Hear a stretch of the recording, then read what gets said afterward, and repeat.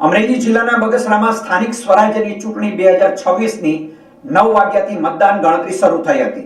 સ્થાનિક સ્વરાજ્યની ચૂંટણીમાં 26 એપ્રિલે મતદાન પૂર્ણ થયા બાદ 28 એપ્રિલે સવારે 9 વાગ્યાથી શહેરની મેઘાણી હાઈસ્કૂલ ખાતે મતગણતરી શરૂ કરવામાં આવી હતી.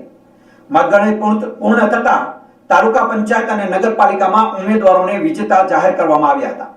અમરેલી જિલ્લાના બગસરા નગરપાલિકાની કુલ બેઠક માટે યોજાયેલી ચૂંટણીમાં ભારતીય જનતા પાર્ટીના 22 ઉમેદવારો વિજેતા જાહેર થયા છે, તો ભારતીય રાષ્ટ્રીય કોંગ્રેસના 6 ઉમેદવારોએ જીત મેળવી છે. સાથોસાથ બગસરા તાલુકા પંચાયતની 16 બેઠકોના પરિણામો જાહેર થતા આમ આદમી પાર્ટીએ 10 બેઠક પર પરચમ લહેરાવ્યો છે અને ભારતીય જનતા પાર્ટીના ફાળે 6 બેઠકો આવી છે.